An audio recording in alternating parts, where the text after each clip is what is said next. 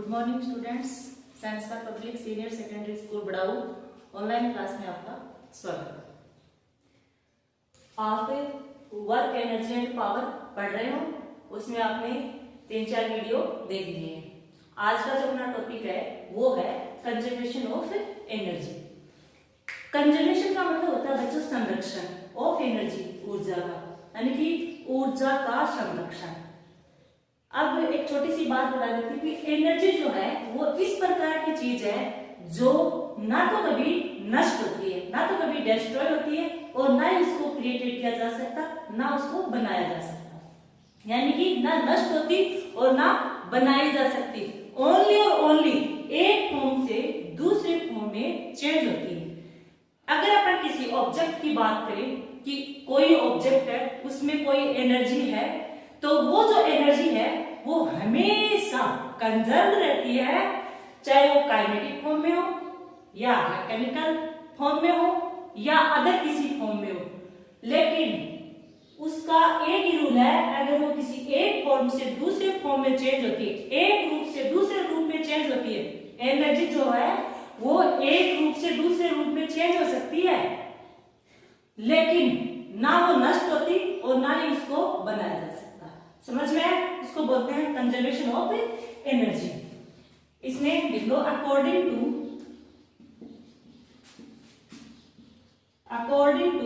Law of conservation. एक नियम है कंजर्वेशन लॉ। कौन सा नियम है? Conservation law. और ये जो लॉ है वो क्या कहता है? According to law of conservation the energy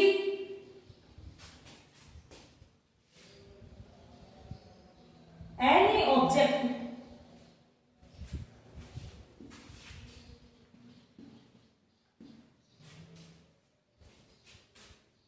B conserve, या फिर बोल सकते हैं कांस्टेंट, स्थिर। इस नियम के अनुसार किसी भी ऑब्जेक्ट की जो एनर्जी है वो क्या रहती है? कंजर्व रहती है। The energy can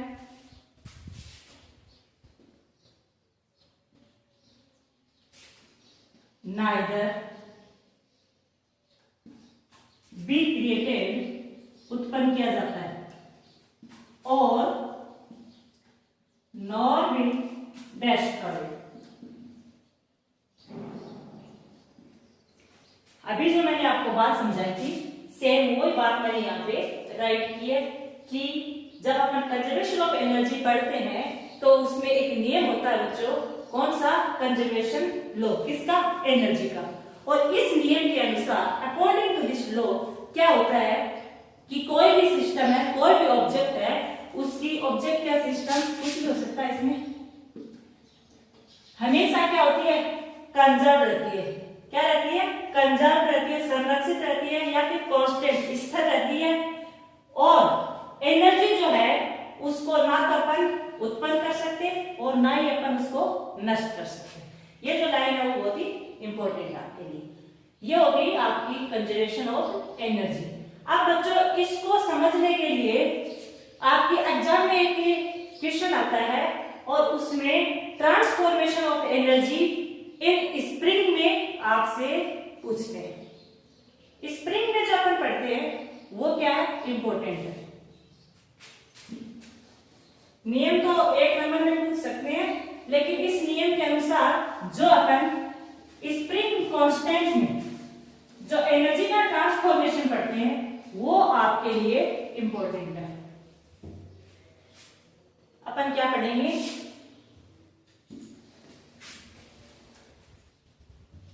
energy transformation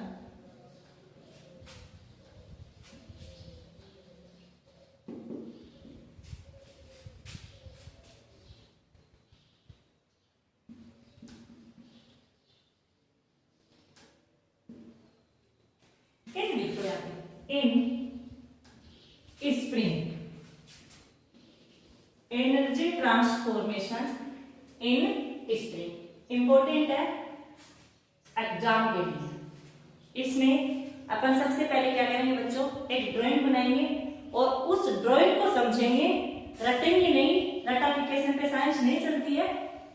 drawing बनाएंगे, उस ड्राइंग को देखेंगे कि इस ड्राइंग में क्या बताया है और सेम वो की वही अपन लैंग्वेज यहाँ पे राइट कर देंगे। तो सबसे पहले क्या करते हैं, एक ड्राइंग बनाते हैं। इसमें देखो क्या है, ये क्या बच्चों, एक वाल, दीवार, क्या है, दीवार। और इस दीवार के जो अपन स्प्रिंग लेंगे, स्प्रिंग जो लेंगे उसका एक किनारा दीवार पे टच होगा और दूसरे किनारे से अपन कोई मास, कोई वेट, कोई ऑब्जेक्ट बांध देते हैं। ये क्या है बच्चों, स्प्रिंग है। और ये क्या हो गया बच्चों, इसका कोई ऑब्जेक्ट है और इसका जो मास है वो क्या बच्चों, एम। आप देखो मैं एक बार ड्राइंग बना देती हूँ, फिर समझाऊंगी आपको।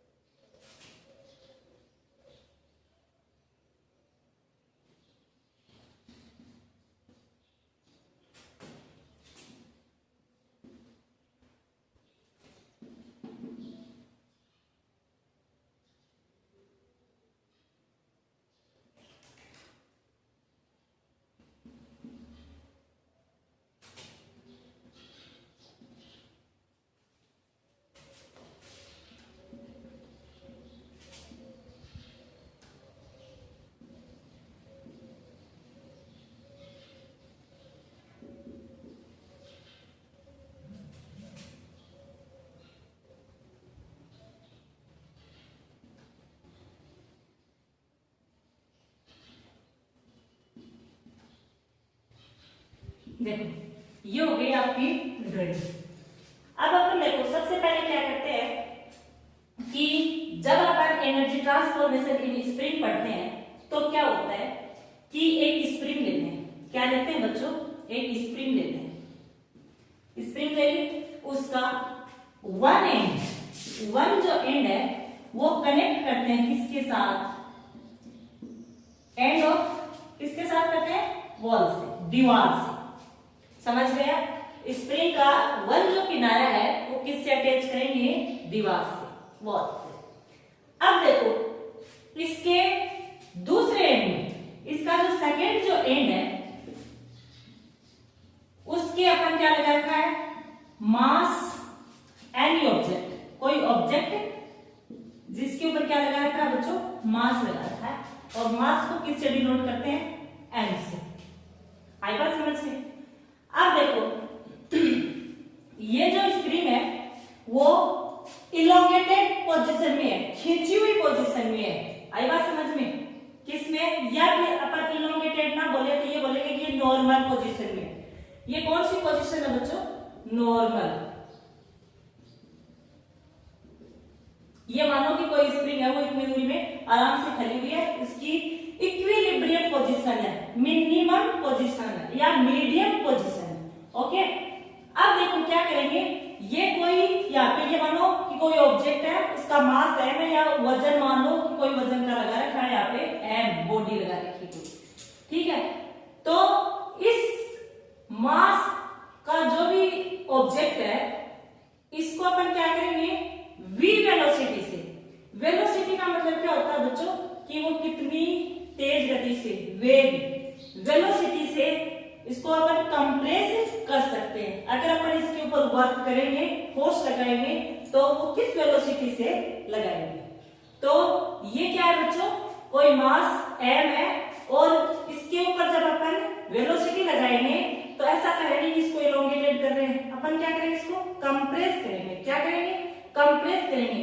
तो जो वेलोसिटी जो लगेगी वो किस साइड में लगेगी, इस साइड में लगेगी। किस साइड में लगेगी, इस साइड में, दीवार की साइड में। अब देखो सेकंड पोजीशन में देखो बच्चों, जब इसको अपन ने कंप्रेस किया है तो ये मानो कि ये वाला यहां पे था ऑब्जेक्ट और ये इतनी दूरी पे क्या हो गया बच्चों, कंप्रेस हो गया। और ये जो कंप्रेस हुआ ये क्या हुआ, डिस्प्लेसमेंट। और डिस्प्लेसमेंट को अपन ने किससे डिनोट कर दिया, एक्स से। क्यों, क्योंकि आपकी जो पोटेंशियल एनर्जी थी उसमें जो फॉर्मूला आया था वो क्या आया था, हाफ के एक्स स्क्वायर। वहां पे भी डिस्प्लेसमेंट अपन ने क्या लिया था, एक्स लिया था। अब देखो बच्चों, उसके बाद में जब अपन इसको वापस छोड़ते हैं तो ये पुनः अपनी इनिशियल स्टेज में आ जाती है। क्या आ जाती है, पुनः इनिशियल स्टेज में या अपनी शुरुआती स्टेज में वापस आ जाती है। अब देखो इसमें अपन तीन चीजें पढ़ रहे हैं। नॉर्मल पोजीशन में मास m है, वेलोसिटी लगा रहे, वेलोसिटी इधर लगी है। और सेकंड पोजीशन में v क्या है, 0 है। क्यों, क्योंकि यहाँ पे कोई अपन वेलोसिटी नहीं लगा रहे, क्योंकि अपन ने क्या कर दिया है, कंप्रेस कर दिया। कंप्रेस यहाँ किया तो कंप्रेस की सिचुएशन अपन ने यहाँ दिखा दी और ये इतनी दूर पे कंप्रेस हो गई, इसका मतलब ये इसका क्या हो गया, डिस्प्लेसमेंट हो गया। और अपन इसको किससे डिनोट करेंगे, एक्स से।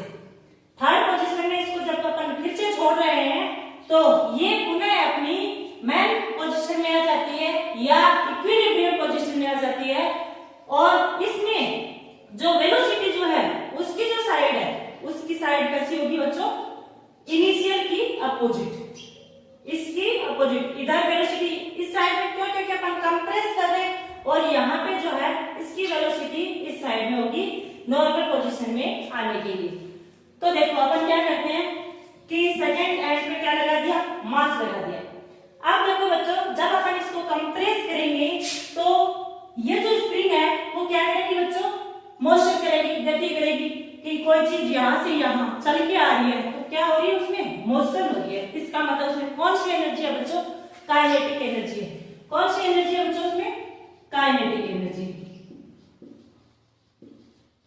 दोबारा बता रही हूँ इस चीज को कि नॉर्मल पोजीशन में कोई स्प्रिंग है और उसको अपन क्या कर रहे हैं बच्चों, कंप्रेस कर रहे हैं।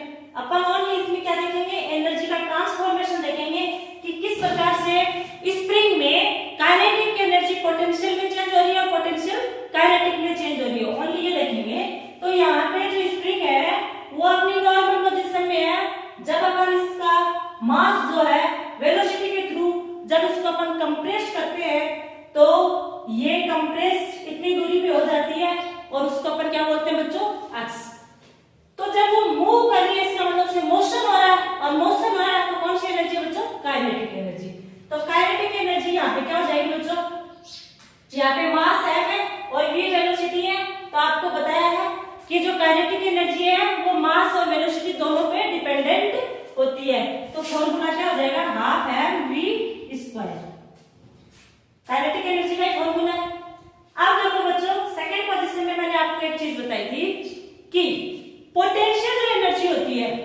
अब देखो इस ड्राइंग को देखो कि स्प्रिंग जो है वो कंप्रेस होके यहां आ गई। इट मींस कितनी दूरी पे इसने काइनेटिक एनर्जी गेन की और काइनेटिक एनर्जी यहां आके क्या हो गई, स्टॉप हो गई, स्टॉप हो गई, रुक गए स्प्रिंग यहां तक कंप्रेस करने के बाद में। तो ये जो काइनेटिक एनर्जी है यहाँ पे आगे क्या हो गई बच्चों, स्टोर्ड हो गई। और स्टोर्ड जो एनर्जी होती है बच्चों वो हमेशा पोटेंशियल होती है, क्योंकि एक जगह रुकी, पोजीशन को बता रहा है। तो कौन सी एनर्जी है बच्चों, पोटेंशियल। स्टोर्ड जो एनर्जी होती है वो कौन सी एनर्जी होती है, पोटेंशियल एनर्जी। इट मींस यहाँ पे कौन सी एनर्जी है बच्चों, पोटेंशियल एनर्जी। क्यों, क्योंकि ये इतनी दूरी पे थी और ये मोशन करके एक जगह फिक्स हो गई। जब वो मोशन कर रही थी तब कौन सी एनर्जी थी, काइनेटिक। स्प्रिंग को यूं लेके आ रहे थे तो कौन सी एनर्जी थी, काइनेटिक। जब वो एक जगह यहाँ पे आके रुक गई, स्टॉप हो गई, इट मींस इसमें एनर्जी स्टोर्ड है।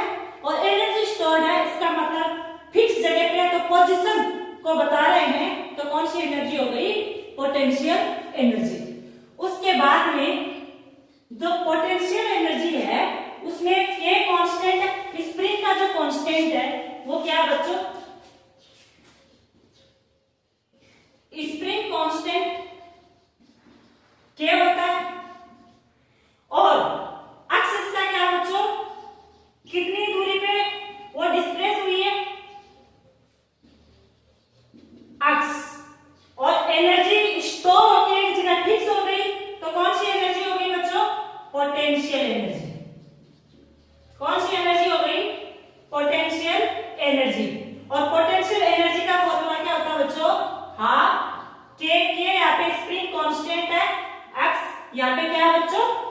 डिस्प्लेसमेंट, यानी कि काइनेटिक एनर्जी जब मोशन कर रही थी तो काइनेटिक एनर्जी जहां स्टोर हो गई एक्स डिस्प्लेसमेंट के ऊपर, एक फिक्स पोजीशन के ऊपर, तो किस में चेंज हो गई? काइनेटिक एनर्जी पोटेंशियल एनर्जी में चेंज हो गई। इट मींस अपन ये कह सकते हैं कि यहाँ पे एनर्जी का ट्रांसफॉर्मेशन हो रहा है कि काइनेटिक एनर्जी किस में चेंज हो रही है? पोटेंशियल एनर्जी में। इसके जस्ट बाद में देखते हैं अपन।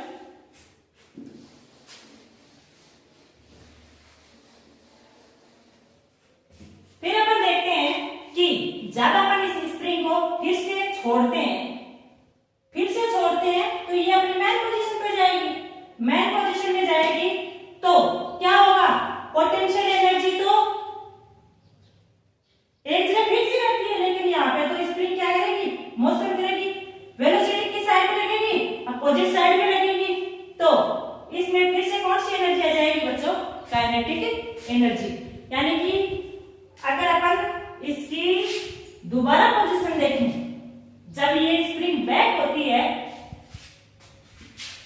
जब स्प्रिंग क्या होती है? बैक पोजीशन पे आती है, तो कौन सी एनर्जी होगी बच्चों इसमें? Kinetic energy. क्यों होगी ये मैं बता देती हूं अभी। क्यों? क्योंकि यहाँ पे तो काइनेटिक एनर्जी नहीं थी। काइनेटिक एनर्जी तो इसी में थी जब अपन इसको कंप्रेस कर रहे थे। यहाँ पे स्टोर होके एक जगह फिक्स हो गई तो पोटेंशियल एनर्जी, और यहाँ पे ये फिर से इधर अपनी मैन पोजीशन में जाएगी तो मोशन करने लगेगी। जहां मोशन करती है वहां पे काइनेटिक एनर्जी। तो थर्ड पोजीशन में मतलब जहां से काइनेटिक एनर्जी से शुरुआत हुई थी और वापस से स्प्रिंग अपनी मैन पोजीशन में आती है तो कौन सी एनर्जी गेन कर लेती है? Kinetic energy. इस प्रकार से आपने देखा होगा पोटेंशियल एनर्जी, काइनेटिक एनर्जी आपस में एक दूसरे में क्या हो रही है? चेंज हो रही है। लेकिन स्प्रिंग की जो एनर्जी है, या फिर अपन ये कहें कि कोई भी आपने ऑब्जेक्ट देखा है उसकी जो एनर्जी है वो क्या है? कांस्टेंट है। ऐसा नहीं है कि एक बार काइनेटिक होके पूरी की पूरी गायब हो गई, फिर पोटेंशियल में कुछ बचा ही नहीं। जितनी एनर्जी काइनेटिक में है उतनी क्या होगी? पोटेंशियल में होगी। हो सकता है कुछ एक रीजन से कुछ एनर्जी का सम पार्ट डिसिपेट हो जाता है थोड़ी बहुत क्वांटिटी में, वो साथ में काउंट करते हैं अपन।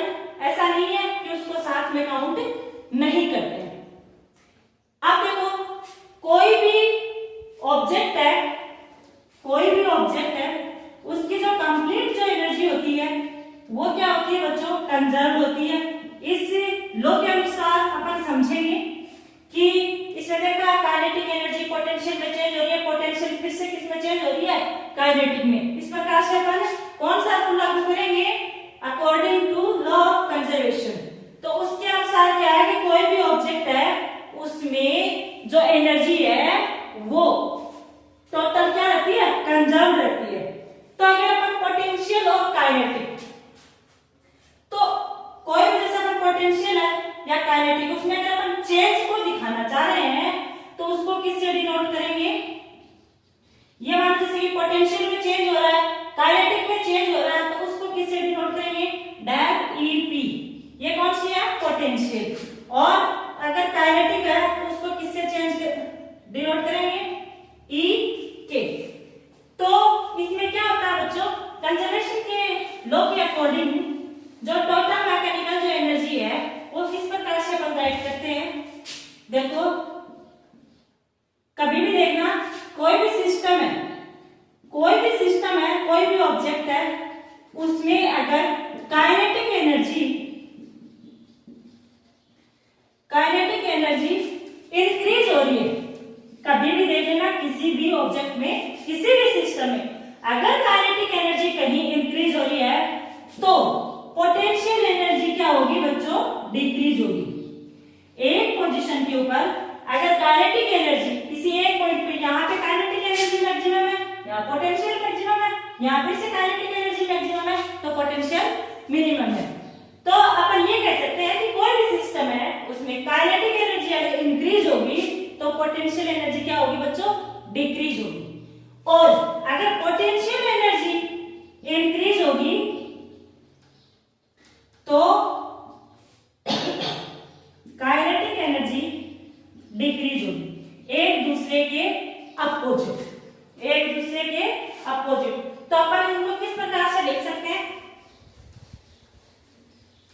कि डेल ईपी, ईपी यानी कि एनर्जी किसकी है, पोटेंशियल की, और जो काइनेटिक है वो इसके क्या होगी बच्चों, अपोजिट होगी। तो अपन लिख सकते हैं कि डेल ईपी, या इसका मतलब है कि एनर्जी में चेंज हो रहा है। क्या हो रहा है, चेंज इन एनर्जी। और यहाँ पे काइनेटिक एनर्जी, माइनस का चिन्ह इसीलिए लगाया है कि इसमें क्या है, एक दूसरे के क्या है, अपोजिट है।